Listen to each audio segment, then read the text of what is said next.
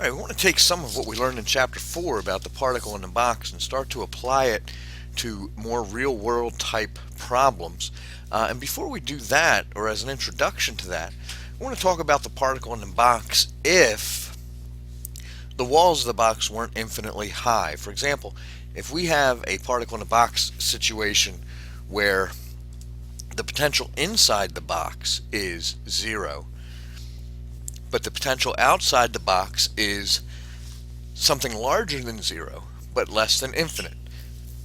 So we're defining our box here as being centered around 0 on the x-axis. So the box is a wide and has minus a over 2 as its left boundary, minus or positive a over 2 as its right boundary.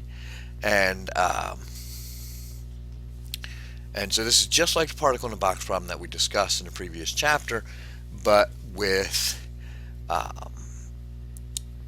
potential energy less than infinite. Now, inside of the box, with these energy levels we have outlined right here, inside of the box, the energy of the particle is greater than the potential energy, because potential energy is 0. And so the same wave function that we've used, or at least has the same general form as did for the infinite box. The difference is, notice that at the end of the box, the wave function is not 0. It's something greater than 0. Outside of the box, we have a situation where the second derivative with respect to x has to be equal to 2m times potential minus the energy over h bar squared times the wave function. So the solution inside the box has to meet continuously with the solution outside of the box, and then once it's outside of the box it has to decay exponentially towards 0. So a function that's going to work for that would be some constant times e to the negative kappa x plus b times e to the positive kappa x. Same deal for the negative side of the box. And what we're doing here is defining kappa squared as this term right here. That way, taking the second derivative of of either of these functions would return the eigenvalue shown right here. Since the wave function has to be finite for very large and very small numbers, what we'll find is that b, the second term of the first wave function, and a prime, the first term of the second wave function, has to be 0. So we've already simplified the math a little bit here.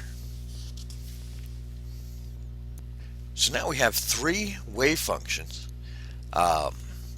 Wave function to the right of the box, if we're looking at the x-axis, wave function in the box, and this is the same form that we had earlier for particle in a box, and then wave function outside of the box to the left, to the negative side of the x-axis. And we can start to solve then for A and for B and for B prime, and for C and for D, and for that matter for lowercase k and for kappa, by using a system of equations here, treating these as a system of equations, because at the point a over 2, the positive side of the x-axis outside the box wave function has to be equal to the inside the box wave function, and at minus a over 2, the third wave function has to be equal to the second. And so there's some algebra we can do to work out some of the solutions. K and kappa both depend on energy, and so only energy values that satisfy those equations will be allowed. That will introduce quantization to the problem. And the rest of the algebra to work all this out is would take us a few pages of notes. I'm not going to work it out here. It's a little bit beyond what I want to do in the lecture, but it is entirely shown as part of the question. There's a two-page question if you look at problem number 7 at the end of the chapter in your textbook. The question itself is 2 pages. The answer, once you read through and understand the algebra on those 2 pages where they solve for all these terms, the answer only takes a very short amount to calculate, and that'll actually be part of your homework for this chapter. Now, we call the area outside the box for this kind of problem the classically forbidden region. Let's think about it. If you have a cup of water and you have it sitting at rest, all of the water stays inside the cup, none goes out. But if you have an electron at low energy, much lower than the potential of the outside of the box, part of the electron density is still outside the box. And as we get higher and higher in energy, just like you swirling the cup, none of the water comes out of the cup until you get enough energy to get it out. But the electron's density becomes more and more outside of the box as we approach energies that are still less than the potential energy. Now, this gives us kind of a mathematical conundrum, a mathematical oxymoron, since the total energy is kinetic energy plus potential energy, and right here the total energy is less than the potential energy. The kinetic energy, whenever this thing is outside the box, is negative. Now, that's not the worst part of it. Since kinetic energy is the square root of momentum over 2m, the momentum in this region is imaginary. Doesn't mean it doesn't exist, doesn't mean it doesn't happen, but there's an imaginary term in the momentum. The probability of finding the particle outside here, remember, probability is related to the square of the wave function. So the probability of finding the particle in that forbidden region, classically forbidden region, goes up as energy is increased. Now, let's apply this to a real-world problem. If we think of an atom as a finite well where the potential energy is related to the attraction of each electron for the nucleus, wave functions will overlap at high energy levels.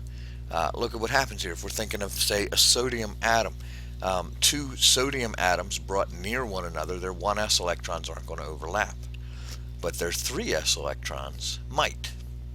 3s electron wave functions might overlap, which will allow those to be shared very easily.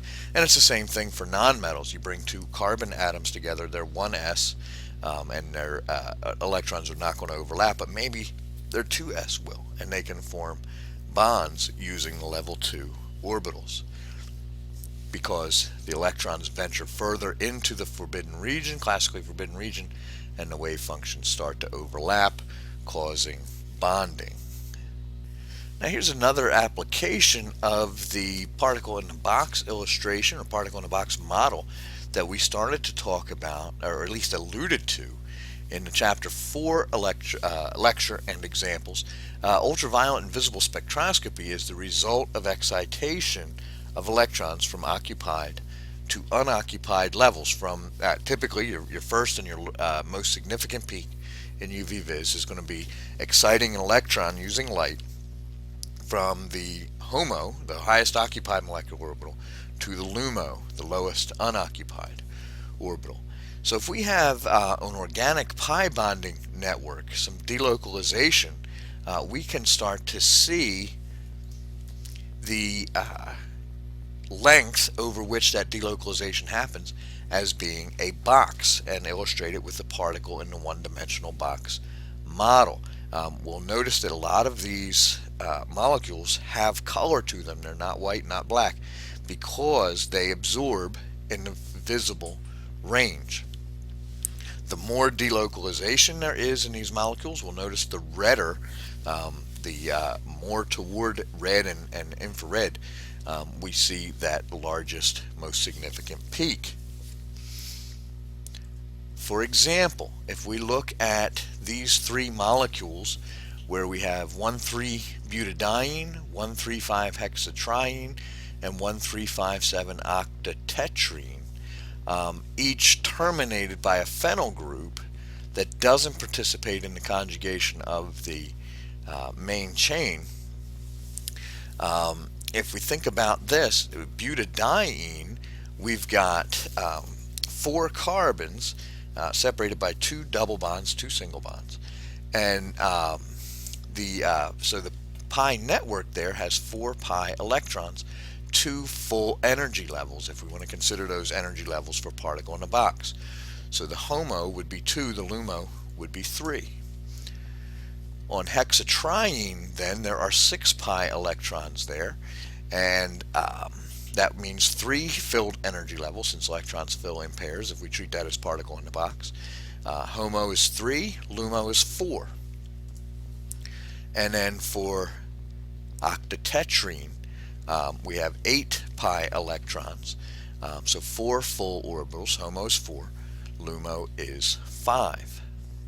So if we treat all 3 of these molecules, their conjugation lengths as a box, where we're going to use particle in a box, the energy levels for all of those energy levels we just talked about is h squared n squared over 8 times the mass of the electron over a squared, where a is the length of the conjugation. So if we have a HOMO-LUMO gap, then the energy difference between them is going to be h squared times the LUMO n squared over HMA squared minus h squared times the HOMO n squared over HMA squared. We can factor out h squared over 8ma squared and have a expression for the energy that looks like this. We can rearrange that equation and solve for the length of the box. And remember that delta E is h nu, is the frequency of the light, times h, or hc over lambda. So we can plug in hc over lambda here and have an expression for the length of conjugation in those molecules. The square root of this entire term, h times wavelength that we see as the largest peak in our UV vis, times the difference of the squares of the energy levels over 8 times the mass of the electron times the speed of light. Now, if we take the UV vis spectrum for each of those molecules that we just discussed, the largest peak is at 345 nanometers for the 1,4-diphenylbutadiene.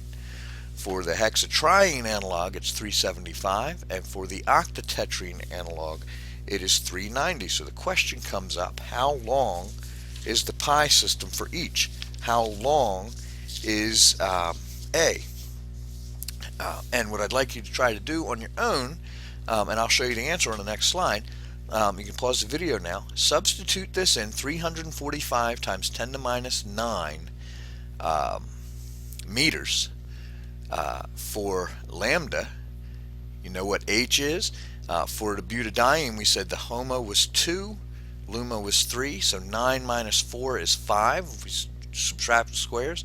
So H times 345 times 10 to the minus 9 times 5 over 8 times the mass of the electron times the speed of light, and then we take the square root of that whole expression, see what you get for the length of the pi network. And you can do the same thing looking back for HOMO-LUMO for the other two, and what you'll find is that you'll calculate roughly these lengths for the pi network: 723 picometers, 892 picometers, 1030. That's what's calculated just using the rough estimate of particle in the box.